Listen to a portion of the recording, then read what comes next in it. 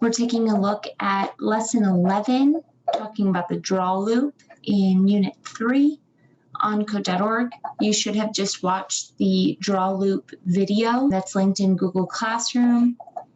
And once you've watched that video, you should be in level 2 of lesson 11. And our first task is to just run the code to see how it works. So when I hit run, you can see a bunch of green circles are being created all around the screen.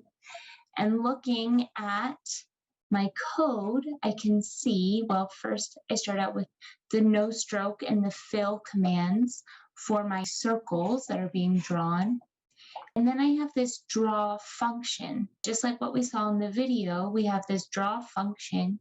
And what happens is anything inside this function, anything inside these curly brackets will just happen repetitively until we tell the program to stop.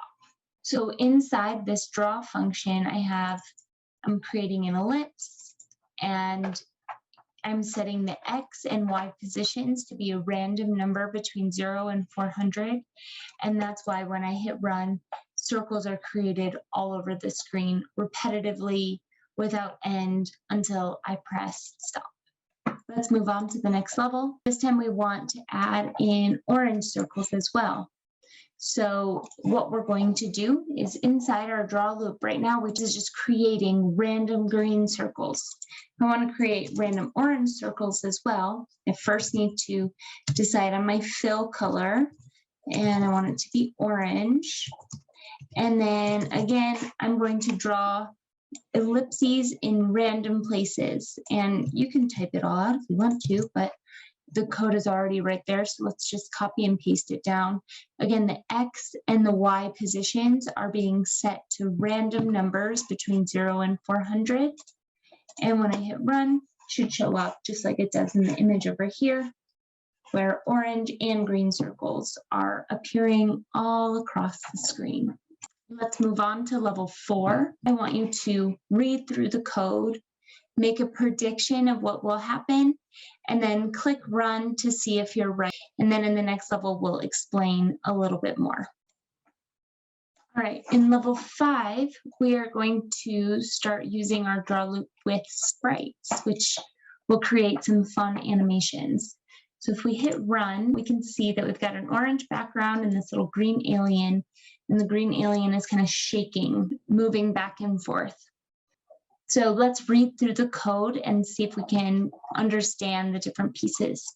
So first thing we have going on is like what we always do when we create a sprite.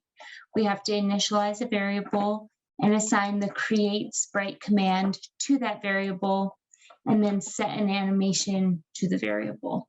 And then we have our draw function. And inside the draw function, we've got 3 things going on. The first is for setting a background, and it's important to set your background inside the draw loop so that a new background is layered on top of every old animation. So what's happening here, and I think the video does a really good job of explaining this, what's going on here is this is a ton of pages all stacked on top of each other. And we're layering each small movement of the sprite on top of one another. So you first have to lay down the background every time. And then what comes next is we assign the rotation factor of the sprite to a random number. And you can see it's pretty small range. It's just -10 to 10. And then finally we draw the sprites. So it's this draw function here. This is happening again. It's happening repetitively on a loop over and over and over again. And every time it's run, a background is put down, and then a random number is assigned to the sprite's rotation, and then the sprite is drawn. So 3 things happen within that draw loop every time. And now what I want you to do is just change the numbers in here and see how that affects the movement of the alien. So I just changed it from -90 to 90. If I hit reset and run, you can see the alien's moving around a lot more. Something else that was in that last level is world.framerate. So another command here that we can set for our animation. This is a command that determines the speed at which the frames are changing in our animation. The bigger the number, the faster it will go. So I can set it to be 1. And see, they're moving pretty slowly. I could set it to be 5. How about 10? Let's do 10. There, I like that. But I could go even higher and make them go super fast. All right, let's keep going. In level 6, hit run and see what happens. So we can see that this little pencil over here on the left is shaking around.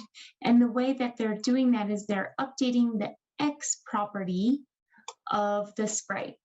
So what we want to do is we want to do the same thing for the paintbrush.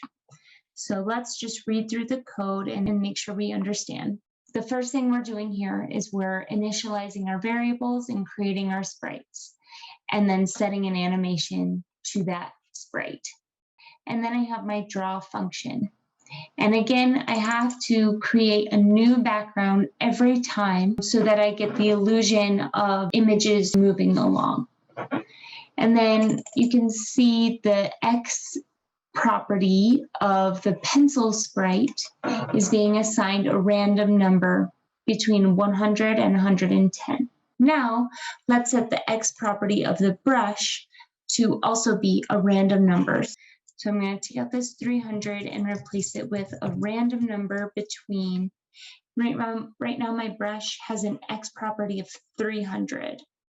So I want to make my random number somewhere between 300 and 310. Hit reset and run. Now both of my sprites are moving back and forth. The X property is determining the sprite's location along the X-axis. If we change the X property to be a random number, then it's going to move that sprite back and forth, left and right. Think about what would happen if you change the Y property to be a random number. In level 7, I'd like you to work through all 4 of the activities. And in level 8, I need you to update the code so that this salt shaker starts moving up and down like it does in the picture. What you'll need to do to accomplish that is add in a draw loop, as well as a line of code that changes the Y property of the salt shaker sprite. And then in level 9, you have the opportunity to update your scene that you created in the last lesson, and you can animate it. So give that a try.